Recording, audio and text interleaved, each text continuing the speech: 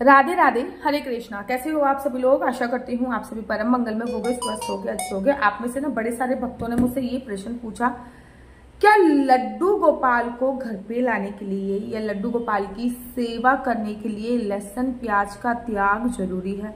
क्या लहसुन प्याज खाने वाला व्यक्ति लड्डू गोपाल की या कन्हैया जी की सेवा नहीं कर सकता? क्या कन्हैया जी की प्राप्ति के लिए लहसुन प्याज छोड़ना जरूरी है? ये क्वेश्चन इतनी बार पूछा गया और मैंने इस पे शायद बड़ी सारी वीडियो बनाई है, लेकिन आज मैं आपको पूरी डिटेल में इसकी जानकारी देने वाली हूँ और मैंने क्या कर रखा है वो भी मैं आप लोगों को बताऊंगी। देखिए, मेरे घर पे लहसुन प्याज बिल्कुल निषेध है। हम में से कोई भी लहसुन प्याज नहीं खाता, ना मेरे हस्बैंड खाते हैं, ना मैं खाती हूँ, ना मेरी बहुत छोटी सी बेटी है वो खाते हैं। रीजन, मेरे घर पे लड्डू गोपाल भी है और जुगल जोड़ी सरकार भी है। अगर हम लहसुन प्याज की सब्जी बनाते भी हैं तो डेफिनेटली बात है कि हम अपने जुगल जोड़ी सरकार को भोग नहीं लगा पाएंगे, और हम बिना भोग लगाए अन्न जल ग्रहण नहीं करते तो वो खाना कैसे खाएंगे। लेकिन क्या हम भगवान श्री कृष्ण जी की पूजा अर्चना वंदना करने के लिए हमको लहसुन प्याज का त्याग करना जरूरी है? अगर हम लहसुन प्याज खाते हैं तो क्या हम भगवान श्री कृष्ण जी की पूजा अर्चना वंदना कर नहीं सकते?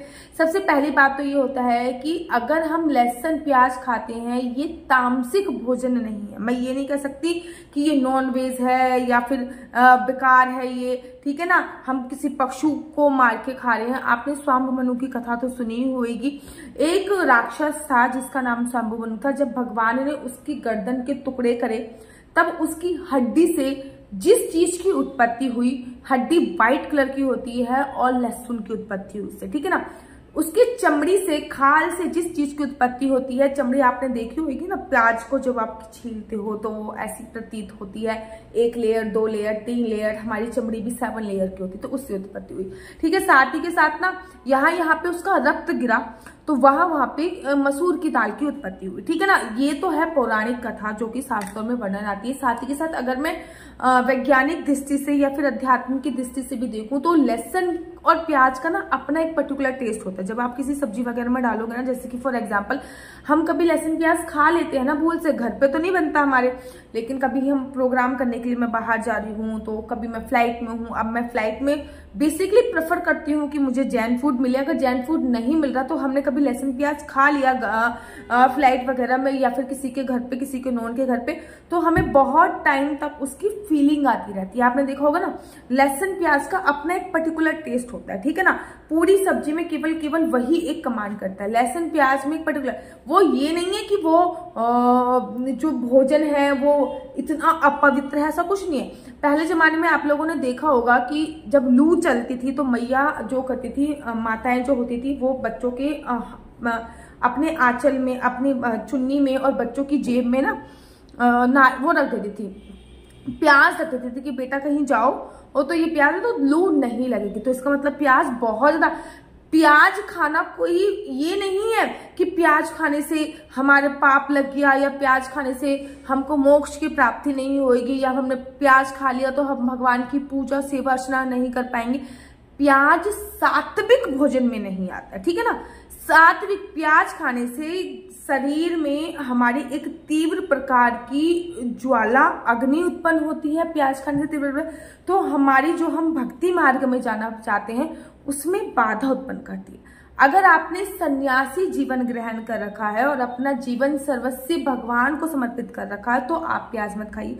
लेकिन मैं हमेशा कहती हूँ, गृहस्थ जीवन में रह के कलेश मत कीजिए। आपकी नई शादी हुई है या फिर आपके घर में सभी लहसुन प्याज खाते हैं और आप सबको मना कर रहे हैं, भगवान कभी ये नहीं कहते कि मेरी भक्ति कर और दुनिया से लड़, ऐसे नहीं कहते। वो कहते हैं पूरी दुनिया से प्रेम से रहकर ही अगर भक्ति करी जाए तो वो भक्ति ही सर्वोपरि है।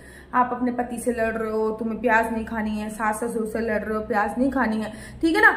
आप अपनी भक्ति किसी पे थोप नहीं सकते।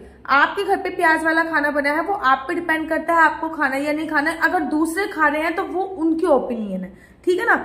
फॉर एग्जाम्पल, मैं अगर फ्लाइट में जाती हूँ तो मैं हर किसी को नहीं रोक सकती हूँ कि आपको प्याज वाला खाना नहीं खाना या फिर आपको प्याज वाला नहीं खाना। या फिर मैं अपने ससुराल में जाती हूँ, मेरे मायके में तो उपलब्ध हो जाता है, लेकिन मेरे ससुराल में मुझे प्याज वाला ही खाना खाना पड़ता है, तो मैं किसी को टोकती नहीं हूँ कि ये खाना मुझे नहीं खाना है। मैं यहाँ पे अपने घर पे रह रही हूँ, वहां पे मैं प्याज वाला खाना नहीं खाती क्योंकि मुझे अपने बच्चों को भोग लगाना होता है। मेरे घर में मेरी जुगल जोड़ी सरकार है, साथ ही के साथ मेरी राधा रानी भी है और साथ ही के साथ उसमें मेरे लड्डू गोपाल भी है, उनको भी मुझे मुझे भोग लगाना पड़ता है, इसलिए मेरे घर में लहसुन प्याज का उपयोग बिल्कुल भी नहीं होता है। मेरे घर में लहसुन प्याज बिल्कुल बैन है।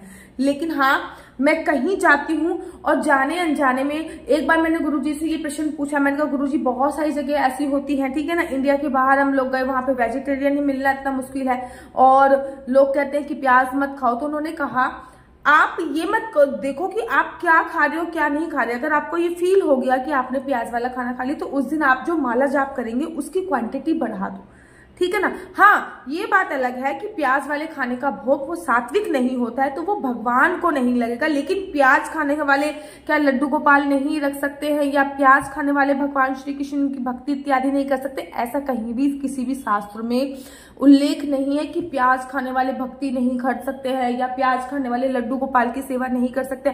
भगवान तो हमेशा कहते हैं भगवान प्रेम से रीझे परिश्रम से नहीं। आपने वो कसाई की कथा सुनी? अगर नहीं सुनी तो मैं अपनी दूसरी वीडियो में आपको उस कथाई की कथा भी सुनूंगी कि सालिग्राम भगवान उस मांस बेचने वाले जो कसाई था उसके घर पे रह के खुश थे, जब वो ब्राह्मण के घर पे आए तो वो दुखी रहने लगे। तो भगवान सदैव आपके भाव देखते हैं। हाँ, भाव के चक्कर में आप ऐसा मत कीजिए कि आपके घर पे प्याज का खाना बनाया और आपने भगवान को ऑफर कर दिया, ऐसा नहीं है, ठीक है। अगर आपके घर पे प्याज का खाना बन रहा है तो आपका जो तवा है वो एकदम शुद्ध ही रहता होगा, तवे पे तो कोई प्याज नहीं भूनता होगा ना। तो आप बहुत सारे ऑप्शन होते हैं, आलू के पराठे हो गए, पनीर के पराठे हो गए, पनीर का पराठा दही के साथ दे दिया, आलू का पराठा दही के साथ दे दिया, कभी कभी तो मैं चीनी का पराठा भी भगवान जी को दे देती हूँ, तो कभी कभी मैं गुड़ का पराठा भी भगवान जी को दे देती हूँ, कभी मैं सादा पराठा भी भगवान जी को दे देती हूँ। तो जैसे आप अपने बच्चे को ट्रीट करते हो कि भाई ये ज्यादा स्पाइसी है, मेरा बच्चा या मेरी बच्ची नहीं खा पाएगी, या फिर मेरे बच्चा या मेरी बच्ची को ये पसंद नहीं है, ऐसे ही आपको अपने भगवान को भी ऑफर देना चाहिए कि नहीं लहसुन प्याज तो नहीं खाते हैं वो, तो मैं उनको और क्या एडिशनल में बना सकती हूँ। ये नहीं कि वो लहसुन प्याज नहीं खा रहे तो दूध रख दिया बस, और दूध रख दिया और मिर्ची रख दी, ऐसा नहीं होता है।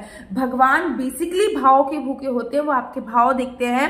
लेकिन मैं हमेशा कहती हूँ कि भगवान ने एक बार भीम से ये बोला था कि भीम तू फिक्र मत कर, तू युद्ध लड़ और तेरे को जितना भी पाप लगेगा वो तू मेरे चरणों में समर्पित कर दियो।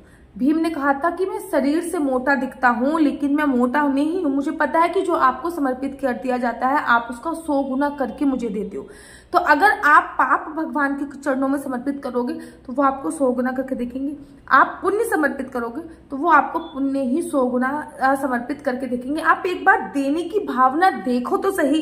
तो ऐसा नहीं है, हाँ भगवान को भोग मत लगाइए, लेकिन अगर आपके घर पे लहसुन प्याज बनता है तो प्लीज घर वालों से कलेश करके, घर वालों से लड़ाई करके कोई भी भक्ति नहीं की जा सकती है, ठीक है। कोशिश कीजिए ना खाएं, लेकिन अगर जाने अनजाने में खा रहे हैं तो कोई आप अपराध नहीं कर रहे हैं, कोई कोई वो नहीं कर रहे हैं। मैं घर पे नहीं बनता मेरे, लेकिन मैक्सिमम टाइम ऐसा होता है कि मैं मेरे को खाना पड़ जाता है, फ्लाइट में कभी खाना पड़ रहा है, कभी अभी मैं हॉस्पिटल में एडमिट थी तो खाना पड़ा।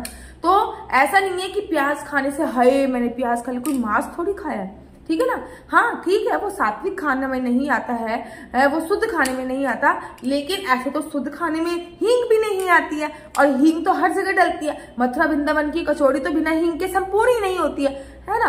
तो अच्छा नहीं है, कोशिश करो अवॉइड करो, लेकिन अगर अवॉइड नहीं कर सकते तो आप गृहस्थ जीवन में, आप संन्यास जीवन में नहीं, आप सन्यासी नहीं हो, तो जो कर सकते हो वो ही करो, ठीक है ना। तो भगवान को आप घर पे लेके आ सकते हो, बाल गोपाल लड्डू गोपाल को, कन्हैया जी को भी घर पे लेके आ सकते हो। अगर आप लोग अपनी कुंडली मुझसे दिखवाना चाहते हैं तो मेरा नंबर नीचे दिया हुआ है 429202565। मैं दोबारा से रिपीट करूंगी 429202565। आप अपनी कुंडली मुझसे दिखवा सकते हैं। आपको केवल अपनी डेट ऑफ बर्थ और मुझे टाइम बताना होगा, तो उसके आधार पर मैं आपकी कुंडली भेजूंगी कि आपका बच्चा जॉब करेगा, बिजनेस करेगा, किस फील्ड में बिजनेस करेगा, जॉब करेगा, किस चीज में जॉब करेगा, ये सभी जानकारी मैं आपको कुंडली के माध्यम से देखती हूँ।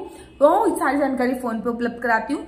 कुंडली देखना फ्री नहीं, कुंडली देखने के थोड़े से चार्जेस हैं। राधे राधे, हरे कृष्णा, हरि बोल।